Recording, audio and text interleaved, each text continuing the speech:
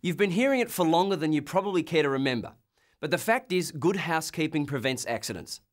You just saw a cleaner's bucket left in a busy retail walkway, but every workplace has its own unique housekeeping issues. For example, in an office or anywhere for that matter, boxes tend to get stacked too high and not restrained. In a warehouse, it might be leftover strapping on the floor or empty pallets left in walkways.